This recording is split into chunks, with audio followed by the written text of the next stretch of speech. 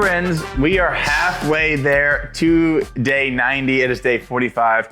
45 is half of 90. Don't know why I'm giving you math statistics, but today is our second time that we've had Luke and Elise on the podcast. And like I said, on our challenge that they're hosting today. And they're talking about being aware.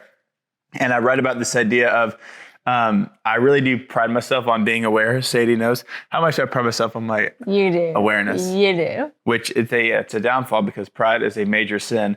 And our verse today is, while they were talking and discussing together, Jesus himself drew near and went with them, but their eyes were kept from recognizing him. And it's this idea, it's after the resurrection, and they didn't recognize Jesus, and mainly because they just did not have the eyes to see.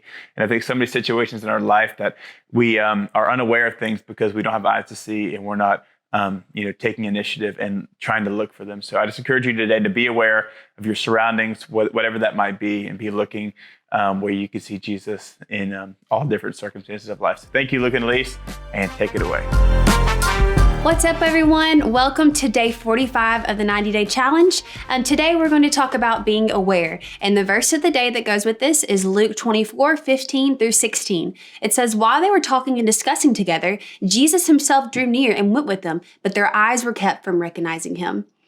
Today we're going to be talking about just asking the Lord to give us eyes to see. There's so many times in our lives where we can just go through the motions and miss so many things that God has right in front of us, including people.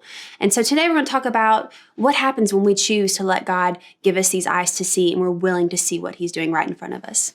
Yeah, so I just kind of going off what Christian's saying here in the Devo, and his perspective, he was focused on one thing, right? And I think today, that's with the busy world we live in, and we got this fast-paced life that we live, and I think we can get focused on family, we can get focused on work, we can get focused on relationships, kids, and all these things. And so kind of made me think about a verse of James 5:16.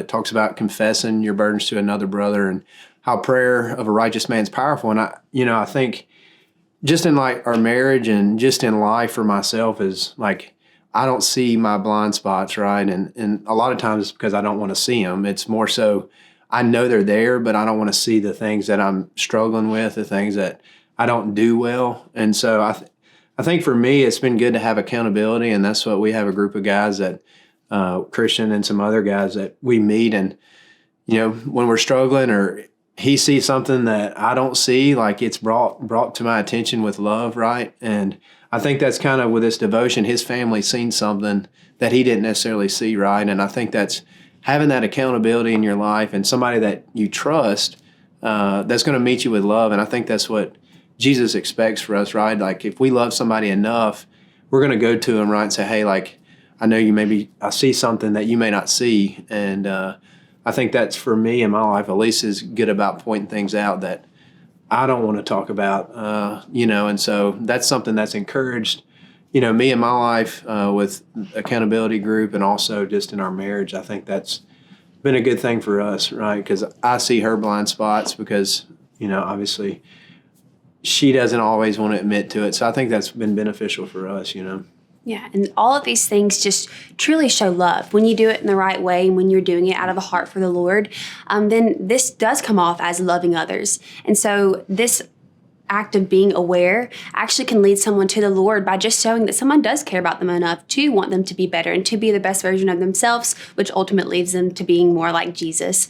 And so our challenge today is to pray for awareness of other people's needs and circumstances. Maybe ask the Lord for a group that can hold you accountable and you can do life with, and reach out to someone in a tangible way that lets you know that you really see them.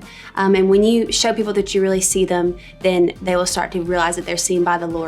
And that's our ultimate goal.